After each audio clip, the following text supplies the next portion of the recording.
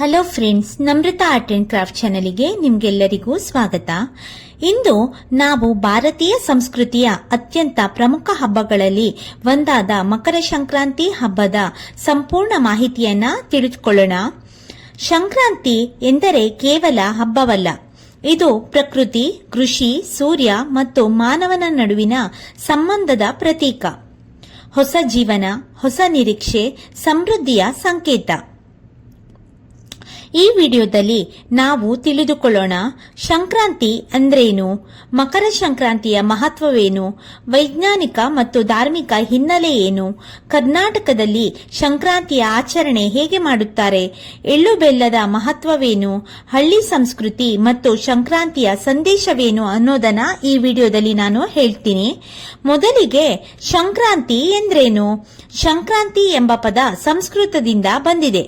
ಸಂಕ್ರಮಣ ಅಂದರೆ ಒಂದು ರಾಶಿಯಿಂದ ಮತ್ತೊಂದು ರಾಶಿಗೆ ಹೋಗುವುದು.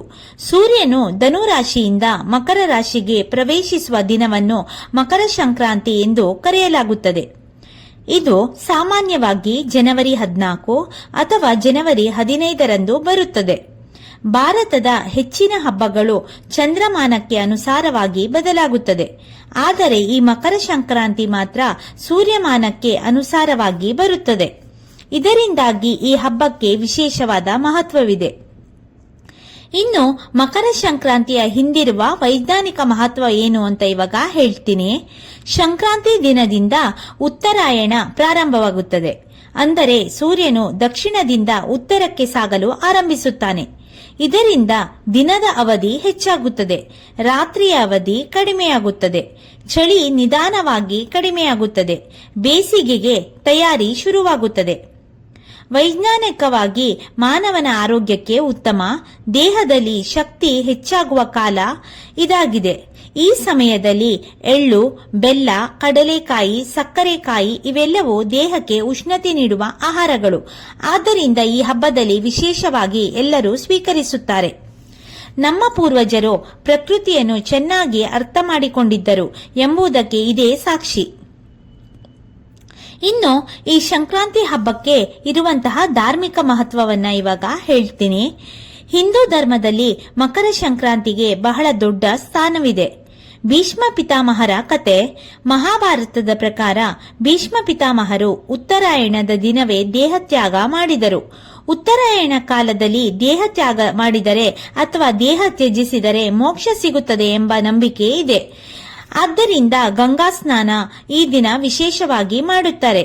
ಗಂಗಾ, ಕಾವೇರಿ, ತುಂಗಭದ್ರಾ ಹಾಗೂ ಇತರ ನದಿಗಳಲ್ಲಿ ಸ್ನಾನ ಮಾಡಿದರೆ ಪಾಪ ನಾಶವಾಗುತ್ತದೆ ಎಂಬ ನಂಬಿಕೆ ಇದೆ. ಇನ್ನು ದಾನ ಧರ್ಮ. ಈ ಹಬ್ಬದಲ್ಲಿ ವಿಶೇಷವಾಗಿ ಕೆಲವೊಂದು ವಸ್ತುಗಳನ್ನ ದಾನವಾಗಿ ಕೊಡ್ತಾರೆ. ಅದು ಯಾವ್ಯಾವುದು ಅಂತ ಇವಾಗ ಹೇಳ್ತೀನಿ. ಎಳ್ಳು ದಾನವನ್ನ ಮಾಡ್ತಾರೆ, ಬಟ್ಟೆ ದಾನವನ್ನ ಮಾಡ್ತಾರೆ, ಅನ್ನದಾನವನ್ನ ಮಾಡ್ತಾರೆ. ಇವೆಲ್ಲವನ್ನ ಮಾಡೋದ್ರಿಂದ ತುಂಬಾ ಪುಣ್ಯ ಲಭಿಸುತ್ತೆ ಅಂತ ಕೂಡ ಹೇಳ್ತಾರೆ. ಇನ್ನು ಕರ್ನಾಟಕದಲ್ಲಿ ಈ ಮಕರ ಸಂಕ್ರಾಂತಿಯನ್ನ ಹೇಗೆ ಆಚರಣೆಯನ್ನ ಮಾಡ್ತಾರೆ ಅಂತ ಇವಾಗ ಹೇಳ್ತೀನಿ. ಇಲ್ಲಿ ವಿಶೇಷವಾಗಿ ಎಳ್ಳು ಬೆಲ್ಲ, ಇದರಲ್ಲಿ ಎಳ್ಳು, ಬೆಲ್ಲ, ಕಡಲೆಕಾಯಿ, ಕೊಬ್ಬರಿ, ಸಕ್ಕರೆ ಇವೆಲ್ಲವನ್ನ ಸೇರಿಸಿ ಎಲ್ಲರಿಗೂ ಹಂಚುತ್ತಾರೆ. ಇನ್ನು ಹಂಚುವಾಗ ಈ ಹೇಳುವ ಮಾತೆಂದರೆ ಎಳ್ಳು ಬೆಲ್ಲ ತಿನ್ನಿ, ಒಳ್ಳೆ ಮಾತಾಡಿ ಅಂತ ಕೂಡ ಹೇಳ್ತಾರೆ. ಇದರ ಅರ್ಥವನ್ನ ಇವಾಗ ಹೇಳ್ತೀನಿ.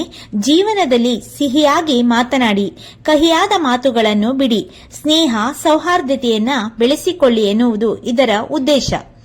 ಇನ್ನು ಎರಡನೆಯದಾಗಿ ಹಸು ಅಥವಾ ಗೋಪೂಜೆಯನ್ನ ಕರ್ನಾಟಕದಲ್ಲಿ ಮಾಡ್ತಾರೆ. ಇನ್ನು ಗ್ರಾಮೀಣ ಕರ್ನಾಟಕದಲ್ಲಿ ಹಸುಗಳಿಗೆ ಸ್ನಾನವನ್ನ ಮಾಡಿಸ್ತಾರೆ, ಬಣ್ಣ ಹಚ್ಚುತ್ತಾರೆ, ಹೂಗಳಿಂದ ಅಲಂಕಾರವನ್ನ ಸಹ ಮಾಡ್ತಾರೆ. ಇದಾದ ನಂತರ ಹಸುಗಳಿಗೆ ವಿಶೇಷ ಪೂಜೆಯನ್ನ ಮಾಡ್ತಾರೆ. ಹಸು ಕೃಷಿಯ ಒಂದು ಜೀವಾಳ, ರೈತನ ಬದುಕಿನ ಆಧಾರ. ಇದರಿಂದಾಗಿ ಇದಕ್ಕೆ ವಿಶೇಷವಾಗಿ ಅಲಂಕಾರವನ್ನ ಮಾಡಿ ಪೂಜೆಯನ್ನ ಮಾಡ್ತಾರೆ. ಇನ್ನು ಸಕ್ಕರೆಕಾಯಿ ಹಬ್ಬ. ಮೂರನೆಯದಾಗಿ ಸಕ್ಕರೆಕಾಯಿ ಹಬ್ಬ ಅಂದ್ರೆ ಮಕ್ಕಳಿಗೆ ತುಂಬಾ ಇಷ್ಟವಾದ ಸಂಕ್ರಾಂತಿಯ ಸಂಪ್ರದಾಯ. ಸಕ್ಕರೆಕಾಯಿ ಒಡೆಯುವುದು, ಹೆಣ್ಣು ಮಕ್ಕಳಿಗೆ ಬಳೆ, ಹೂವು, ಹಣ್ಣು, ಸಕ್ಕರೆಕಾಯಿ ಕೊಡುವ ಪದ್ಧತಿ ಇದೆ. ಇದು ಸಮೃದ್ಧಿ, ಸಂತೋಷ, ಕುಟುಂಬದ ಬಂಧನವನ್ನ ಸಂಕೇತವಾಗಿದೆ ಅಂತ ಕೂಡ ಹೇಳ್ತಾರೆ. ಇನ್ನು ಹಳ್ಳಿಯಲ್ಲಿ ಹೇಗೆ ವಿಶೇಷವಾಗಿ ಸಂಕ್ರಾಂತಿ ಹಬ್ಬವನ್ನ ಆಚರಿಸ್ತಾರೆ ಅಂತ ಇವಾಗ ಹೇಳ್ತೀನಿ. ಗ್ರಾಮೀಣ ಪ್ರದೇಶಗಳಲ್ಲಿ ಸಂಕ್ರಾಂತಿ ಎಂದರೆ ಹಬ್ಬದ ಹಬ್ಬ. ಎತ್ತುಗಳನ್ನು ಅಲಂಕಾರವನ್ನು ಮಾಡ್ತಾರೆ ಹಾಗೂ ಎತ್ತುಗಳ ಓಟ ಸ್ಪರ್ಧೆಯನ್ನ ಏರ್ಪಡಿಸ್ತಾರೆ, ಜನಪದ ಹಾಡುಗಳನ್ನ ಹಾಡ್ತಾರೆ, ಡೊಳ್ಳು ಕುಣಿತವನ್ನ ಮಾಡ್ತಾರೆ, ಗ್ರಾಮೀಣ ಕ್ರೀಡೆಗಳನ್ನ ಆಡ್ತಾರೆ ಹಾಗೂ ಮನೆಯ ಮುಂದೆ ರಂಗೋಲಿ ಹಾಕಿ ಬಾಗಿಲಿಗೆ ಶೃಂಗಾರವನ್ನ ಮಾಡ್ತಾರೆ. ಎಲ್ಲೆಲ್ಲೂ ಹಬ್ಬದ ಸೊಬಗನ್ನ ನಾವು ನೋಡಬಹುದು. ಇನ್ನು ಹಳ್ಳಿಯ ಸಂಕ್ರಾಂತಿಯ ವಿಶೇಷ ಅರ್ಥ ಅಂದ್ರೆ ಪ್ರಕೃತಿಗೆ ಹತ್ತಿರ, ಸರಳ, ಹೃದಯ ಸ್ಪರ್ಶಿ ಅನ್ನೋದು ಇದರ ಮುಖ್ಯ ಉದ್ದೇಶವಾಗಿದೆ. ಇನ್ನು ಭಾರತದ ವಿವಿಧ ರಾಜ್ಯಗಳಲ್ಲಿ ಸಂಕ್ರಾಂತಿ ಹಬ್ಬವನ್ನ ವಿವಿಧ ರೀತಿಯಲ್ಲಿ ಕರೀತಾರೆ. ಒಂದು ಹಬ್ಬ ಆದರೆ ಬೇರೆ ಬೇರೆ ಹೆಸರು. ಕರ್ನಾಟಕದಲ್ಲಿ ಸಂಕ್ರಾಂತಿ ಅಂತ ಹೇಳಿ ಕರೀತಾರೆ, ತಮಿಳುನಾಡಿನಲ್ಲಿ ಪೊಂಗಲ್ ಅಂತ ಹೇಳಿ ಕರೀತಾರೆ, ಆಂಧ್ರ ತೆಲಂಗಾಣದಲ್ಲಿ ಸಂಕ್ರಾಂತಿ ಹಬ್ಬ ಅಂತ ಹೇಳಿ ಕರೀತಾರೆ, ಪಂಜಾಬ್ನಲ್ಲಿ ಲೋಹರಿ ಅಂತ ಹೇಳಿ ಇದನ್ನ ಆಚರಿಸ್ತಾರೆ, ಮಹಾರಾಷ್ಟ್ರದಲ್ಲಿ ತಿಲಗುಳ್ ಅಂತ ಹೇಳಿ ಇದನ್ನ ಆಚರಿಸ್ತಾರೆ, ಗುಜರಾತ್ನಲ್ಲಿ ಉತ್ತರಾಯಣ ಅಥವಾ ಗಾಳಿಪಟ ಹಬ್ಬ ಅಂತ ಹೇಳಿ ವಿಶೇಷವಾಗಿ ಆಚರಿಸ್ತಾರೆ. ಇದು ಭಾರತದ ವೈವಿಧ್ಯತೆಯ ಸುಂದರ ಉದಾಹರಣೆಯಾಗಿದೆ.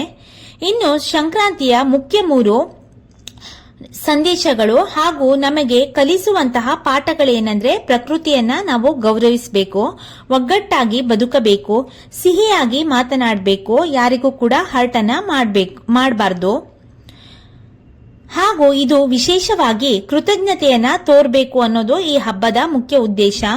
ರೈತನ ಶ್ರಮವನ್ನು ನೆನಪಿಸುವ ಹಬ್ಬ ಕೂಡ ಈ ಸಂಕ್ರಾಂತಿಯ ಹಬ್ಬವಾಗಿದೆ. ಈ ಸಂಕ್ರಾಂತಿ ಹಬ್ಬವು ನಮ್ಮ ಜೀವನದಲ್ಲಿ ಹೊಸ ಬೆಳಕನ್ನ ತರಲಿ, ಸಮೃದ್ಧಿಯನ್ನ ತರಲಿ, ಸಂತೋಷವನ್ನ ತುಂಬಲಿ. ಎಲ್ಲರಿಗೂ ಮಕರ ಸಂಕ್ರಾಂತಿ ಹಬ್ಬದ ಹಾರ್ದಿಕ ಶುಭಾಶಯಗಳು. ಇನ್ನು ಈ ಮಕರ ಸಂಕ್ರಾಂತಿ ಭಾರತದೆಲ್ಲೆಡೆ ಆಚರಿಸುವ ಪ್ರಮುಖ ಹಬ್ಬವಾಗಿದೆ. ಆದರೆ ಒಂದೇ ಹಬ್ಬವನ್ನು ಪ್ರತಿ ರಾಜ್ಯದಲ್ಲಿ ವಿಭಿನ್ನ ಹೆಸರು, ವಿಭಿನ್ನ ಸಂಪ್ರದಾಯ, ವಿಭಿನ್ನ ಸಂಭ್ರಮಗಳೊಂದಿಗೆ ಆಚರಿಸಲಾಗುತ್ತದೆ. ಸಂಕ್ರಾಂತಿ ಹಬ್ಬವನ್ನು ಭಾರತದ ವಿವಿಧ ರಾಜ್ಯಗಳಲ್ಲಿ ಹೇಗೆ ಆಚರಿಸ್ತಾರೆ ಅನ್ನೋದನ್ನ ಇವಾಗ ಹೇಳ್ತೀನಿ. ಕರ್ನಾಟಕದಲ್ಲಿ ಮಕರ ಸಂಕ್ರಾಂತಿ, ಕರ್ನಾಟಕದಲ್ಲಿ ಸಂಕ್ರಾಂತಿ ಹಬ್ಬವನ್ನು ಬಹಳ ಸಂಭ್ರಮದಿಂದ ಆಚರಿಸುತ್ತಾರೆ. ಇದರಲ್ಲಿ ಬರುವಂತಹ ಮುಖ್ಯ ಆಚರಣೆಗಳೆಂದರೆ ಎಳ್ಳು ಬೆಲ್ಲ ಹಂಚುವುದು, ಎಳ್ಳು ಬೆಲ್ಲ ತಿನ್ನಿ ಒಳ್ಳೆ ಮಾತಾಡಿ ಎಂಬ ಮಾತನ್ನ ಕೂಡ ಹೇಳ್ತಾರೆ. ಹಸು ಮತ್ತು ಎತ್ತುಗಳ ಪೂಜೆಯನ್ನ ಮಾಡ್ತಾರೆ, ಸಕ್ಕರೆಕಾಯಿ ಹಬ್ಬವನ್ನ ಆಚರಿಸ್ತಾರೆ, ಮನೆ ಮುಂದೆ ರಂಗೋಲಿಯನ್ನ ಹಾಕ್ತಾರೆ. ಇದು ರೈತರ ಜೀವನಕ್ಕೆ ನೇರವಾಗಿ ಸಂಬಂಧಿಸಿದ ಹಬ್ಬ. ಇದು ಕರ್ನಾಟಕದಲ್ಲಿ ಆಚರಿಸುವ ರೀತಿಯಾಗಿತ್ತು. ಇನ್ನು ತಮಿಳುನಾಡಿನಲ್ಲಿ ಪೊಂಗಲ್, ತಮಿಳುನಾಡಿನಲ್ಲಿ ಸಂಕ್ರಾಂತಿಯನ್ನು ಪೊಂಗಲ್ ಎಂದು ಕರೆಯುತ್ತಾರೆ. ಈ ಹಬ್ಬವನ್ನು 4 ದಿನಗಳ ಕಾಲ ಆಚರಿಸಲಾಗುತ್ತದೆ.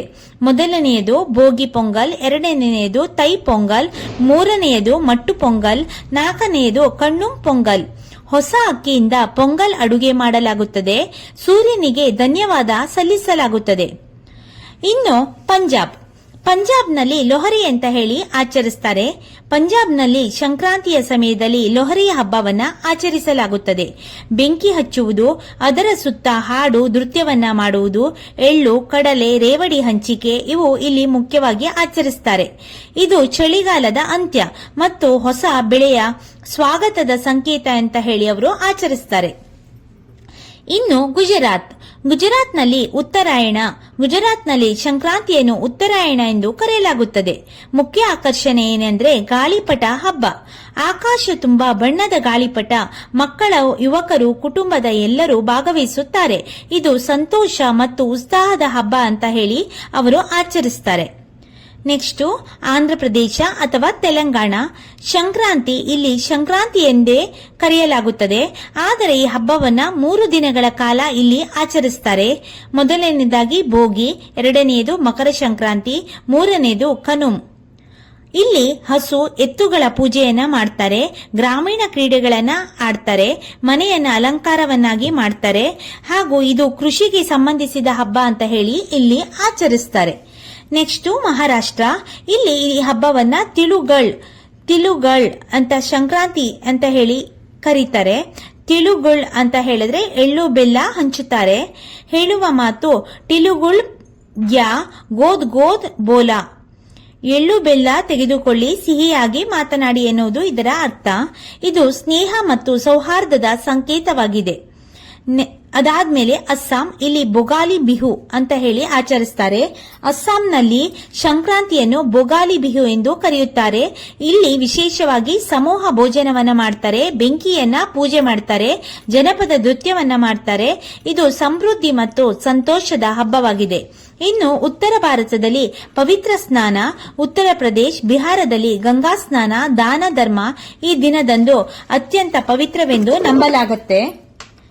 ಸಂಕ್ರಾಂತಿಯ ಏಕತೆಯ ಸಂಕೇತ.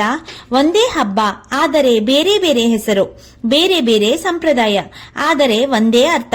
ಪ್ರಕೃತಿಗೆ ಯಾವಾಗಲೂ ನಾವು ಕೃತಜ್ಞರಾಗಿರಬೇಕು, ಕೃಷಿಗೆ ಗೌರವವನ್ನು ಕೊಡಬೇಕು. ಒಗ್ಗಟ್ಟು ಮತ್ತು ಸೌಹಾರ್ದತೆ, ಸಹೋದರತ್ವ ಇದರ ಮುಖ್ಯ ಉದ್ದೇಶ. ಸಂಕ್ರಾಂತಿ ಹಬ್ಬವು ಭಾರತದಲ್ಲಿನ ಸಾಂಸ್ಕೃತಿಕ ಏಕತೆಯ ಪ್ರತೀಕವಾಗಿದೆ. ವೈವಿಧ್ಯತೆಯಲ್ಲಿ ಏಕತೆ ಎಂಬ ಸಂದೇಶವನ್ನು ಇದು ನಮಗೆ ಸಾರುತ್ತದೆ. ಇನ್ನು ಕೇರಳದಲ್ಲಿ ಮಕರ ಸಂಕ್ರಾಂತಿಯನ್ನ ಹೇಗೆ ಆಚರಣೆ ಮಾಡ್ತಾರೆ ಅಂತ ಇವಾಗ ಹೇಳ್ತೀನಿ. ಭಾರತದ ಬಹುತೇಕ ರಾಜ್ಯಗಳಲ್ಲಿ ಸಂಕ್ರಾಂತಿ ಕೃಷಿ ಹಬ್ಬವಾಗಿದ್ದರೆ ಕೇರಳದಲ್ಲಿ ಇದು ಆಧ್ಯಾತ್ಮಿಕ ಮತ್ತು ಧಾರ್ಮಿಕ ಮಹತ್ವವನ್ನು ಹೊಂದಿರುವ ಹಬ್ಬವಾಗಿದೆ. ಕೇರಳದಲ್ಲಿ ಮಕರ ಸಂಕ್ರಾಂತಿಯನ್ನು ಮುಖ್ಯವಾಗಿ ಮಕರ ವಿಳಕ್ಕು ಮತ್ತು ಮಕರ ಸಂಕ್ರಾಂತಿ ಎಂದು ಆಚರಿಸುತ್ತಾರೆ. ಕೇರಳದಲ್ಲಿ ಸಂಕ್ರಾಂತಿಯ ಮಹತ್ವವನ್ನು ಇವಾಗ ಹೇಳ್ತೀನಿ. ಸೂರ್ಯನು ಮಕರ ರಾಶಿ ಪ್ರವೇಶಿಸಿದ ದಿನ ಉತ್ತರಾಯಣ ಆರಂಭದ ದಿನ ಅಂತ ಹೇಳಿ ಅವರು ಆಚರಿಸ್ತಾರೆ. ಇಲ್ಲಿ ಸಂಕ್ರಾಂತಿಯನ್ನು ಕೃಷಿಗಿಂತ ಹೆಚ್ಚು ಭಕ್ತಿಯ ಹಬ್ಬವಾಗಿ ಆಚರಿಸಲಾಗುತ್ತದೆ. ಈ ದಿನ ಪವಿತ್ರ ನದಿಗಳಲ್ಲಿ ಸ್ನಾನವನ್ನ ಮಾಡ್ತಾರೆ, ದೇವಾಲಯಗಳಲ್ಲಿ ವಿಶೇಷ ಪೂಜೆಯನ್ನ ಮಾಡ್ತಾರೆ, ವ್ರತ ಮತ್ತು ಉಪವಾಸವನ್ನ ಮಾಡ್ತಾರೆ. ಅತ್ಯಂತ ಮಹತ್ವವನ್ನ ಹೊಂದಿರುವ ಹಬ್ಬವಾಗಿ ಇವರು ಆಚರಿಸ್ತಾರೆ. ಇಲ್ಲಿ ಮುಖ್ಯವಾಗಿ ನಾವು ನೋಡೋದಾದ್ರೆ ಶಬರಿಮಲೆ ಮತ್ತು ಮಕರ ವಿಳಕ್ಕು ಇದು ಇಲ್ಲಿ ವಿಶೇಷವಾಗಿ ಆಚರಿಸಲಾಗುತ್ತೆ. ಕೇರಳದಲ್ಲಿ ಸಂಕ್ರಾಂತಿ ಎಂದರೆ ಮೊದಲಿಗೆ ನೆನಪಾಗುವುದು ಶಬರಿಮಲೆ ಅಯ್ಯಪ್ಪ ಸ್ವಾಮಿ. ಮಕರ ವಿಳಕ್ಕು ಅಂದ್ರೇನು? ಮಕರ ಸಂಕ್ರಾಂತಿಯ ದಿನ ಪೊನ್ನಂಬಲಮೇಡು ಬೆಟ್ಟದಲ್ಲಿ ದೈವಿಕ ವಿಳಕ್ಕು ಕಾಣಿಸುತ್ತದೆ ಎಂಬ ನಂಬಿಕೆ ಇದೆ. ಇದನ್ನೇ ಮಕರ ವಿಳಕ್ಕು ದರ್ಶನ ಅಂತ ಹೇಳಿ ಅವರು ಕರೀತಾರೆ. ಲಕ್ಷಾಂತರ ಭಕ್ತರು 41 ದಿನಗಳ ವ್ರತ ಪಾಲಿಸಿ ಶಬರಿಮಲೆಗೆ ಪಾದಯಾತ್ರೆಯನ್ನ ಮಾಡ್ತಾರೆ. ಶ್ರದ್ಧೆ, ಸಹನೆ ಮತ್ತು ಭಕ್ತಿಯ ಸಂಕೇತ ಅಂತ ಕೂಡ ಇವರು ನಂಬಿದ್ದಾರೆ. ಇನ್ನು ಪವಿತ್ರ ಸ್ನಾನ. ಮಕರ ಸಂಕ್ರಾಂತಿಯ ದಿನ ನದಿಗಳಲ್ಲಿ, ಸಮುದ್ರ ತೀರದಲ್ಲಿ ಪವಿತ್ರ ಸ್ನಾನವನ್ನ ಮಾಡುವುದು ಕೇರಳದಲ್ಲಿ ಮಹತ್ವದ ಆಚರಣೆಯಾಗಿದೆ. ಇನ್ನು ಪ್ರಮುಖ ಸ್ಥಳಗಳು ಪಂಪಾ ನದಿ, ಭರತಪುಳ, ಅರಬ್ಬಿ ಸಮುದ್ರ ತೀರ. ಇದರಿಂದ ಪಾಪನಾಶವಾಗುತ್ತದೆ, ಮನಸ್ಸಿಗೆ ಶುದ್ಧತೆ ಸಿಗುತ್ತದೆ ಎಂಬ ನಂಬಿಕೆ ಕೂಡ ಇವರಲ್ಲಿ ಇದೆ. ಇನ್ನು ದೇವಾಲಯಗಳಲ್ಲಿ ವಿಶೇಷ ಪೂಜೆಯನ್ನ ಮಾಡ್ತಾರೆ. ಕೇರಳದ ವಿವಿಧ ದೇವಾಲಯಗಳಲ್ಲಿ ವಿಶೇಷ ಅಭಿಷೇಕ, ದೀಪೋತ್ಸವ, ಮಂತ್ರೋಪಚಾರಣೆ ನಡೆಯುತ್ತೆ. ಪ್ರಮುಖ ದೇವಾಲಯಗಳಾದ ಶಬರಿಮಲೆ, ಗುರುವಾಗೂರು ಕೃಷ್ಣ ದೇವಸ್ಥಾನ, ಗುರುವಾಯೂರು ಕೃಷ್ಣ ದೇವಸ್ಥಾನ, ಶಬರಿಮಲೆ ಸುತ್ತಮುತ್ತಲು ದೇವಸ್ಥಾನಗಳಲ್ಲಿ ಹೆಚ್ಚು ಭಕ್ತರು ದೀಪ ಹಚ್ಚಿ ದೇವರಿಗೆ ನೈವೇದ್ಯವನ್ನ ಅರ್ಪಿಸುತ್ತಾರೆ. ಇನ್ನು ಕೇರಳದ ಸಂಕ್ರಾಂತಿಯ ವಿಶೇಷ ಆಹಾರ ಅಂದ್ರೆ 2. ಅದರಲ್ಲಿ ಮುಖ್ಯವಾಗಿ ಅಕ್ಕಿ ಆಧಾರಿತ ಆಹಾರವನ್ನ ತಯಾರಿಸ್ತಾರೆ. ಇದಕ್ಕೆ ತೆಂಗಿನಕಾಯಿ ಬಳಕೆಯನ್ನ ಕೂಡ ಹೆಚ್ಚಾಗಿರುತ್ತೆ. ಇನ್ನು ಪ್ರಮುಖ ಪದಾರ್ಥಗಳು ಅಂತ ಹೇಳಿದ್ರೆ ಪಾಯಸಂ, ಅವಿಯಲ್, ಕಿಚಡಿ, ತೆಂಗಿನ ಚಟ್ನಿ ಇವು ನೈವೇದ್ಯಕ್ಕಾಗಿ ಇಲ್ಲಿ ವಿಶೇಷವಾಗಿ ತಯಾರಿಸ್ತಾರೆ. ಇನ್ನು ಸಂಕ್ರಾಂತಿ ಮತ್ತು ಕೇರಳದ ಸಂಸ್ಕೃತಿಯನ್ನ ಇವಾಗ ಹೇಳ್ತೀನಿ. ಶಾಂತ, ಸರಳ, ಭಕ್ತಿ ಭಾವದಿಂದ ಇಲ್ಲಿ ಆಚರಿಸಲಾಗುತ್ತೆ. ಜೋರಾದ ಆಚರಣೆ ಕಡಿಮೆ, ಧ್ಯಾನ ಮತ್ತು ಪ್ರಾರ್ಥನೆಗೆ ಹೆಚ್ಚು ಗಮನವನ್ನ ಇವರು ಕೊಡ್ತಾರೆ. ಇದು ಕೇರಳದ ಸಂಸ್ಕೃತಿಯ ವಿಶೇಷತೆಯಾಗಿದೆ. ಇನ್ನು ಸಂಕ್ರಾಂತಿಯ ಸಂದೇಶ ಏನಂದ್ರೆ ಕೇರಳದಲ್ಲಿ ಭಕ್ತಿ, ಶಾಂತಿ, ಶುದ್ಧ ಜೀವನ, ಪ್ರಕೃತಿಯೊಂದಿಗೆ ಹೊಂದಾಣಿಕೆ ಮತ್ತು ಆತ್ಮಶುದ್ಧಿಯ ಸಂದೇಶವನ್ನ ಈ ಹಬ್ಬ ನೀಡುತ್ತೆ. ಶಬರಿಮಲೆ ಅಯ್ಯಪ್ಪ ಸ್ವಾಮಿಯ ಕೃಪೆ ನಿಮ್ಮ ಜೀವನದಲ್ಲಿ ಶಾಂತಿ ಮತ್ತು ಸಂತೋಷವನ್ನ ತರಲಿ. ಎಲ್ಲರಿಗೂ ಮಕರ ಸಂಕ್ರಾಂತಿ ಹಬ್ಬದ ಹಾರ್ದಿಕ ಶುಭಾಶಯಗಳು. ಇದಿಷ್ಟು ಮಕರ ಸಂಕ್ರಾಂತಿ ಹಬ್ಬದ ಆಚರಣೆ, ವಿಶೇಷತೆ ಮತ್ತು ಸಂಸ್ಕೃತಿಯ ವಿಶೇಷತೆಯಾಗಿತ್ತು. ಈ ಎಲ್ಲ ಇನ್ಫಾರ್ಮೇಶನ್ ನಿಮ್ಗೇನಾದ್ರೂ ಇಷ್ಟ ಆದ್ರೆ ಪ್ಲೀಸ್ ಲೈಕ್ ಮಾಡಿ, ಶೇರ್ ಮಾಡಿ, ಹಾಗೆ ಸಬ್ಸ್ಕ್ರೈಬ್ ಮಾಡೋದನ್ನ ದಯವಿಟ್ಟು ಮರಿಬೇಡಿ. Thank you.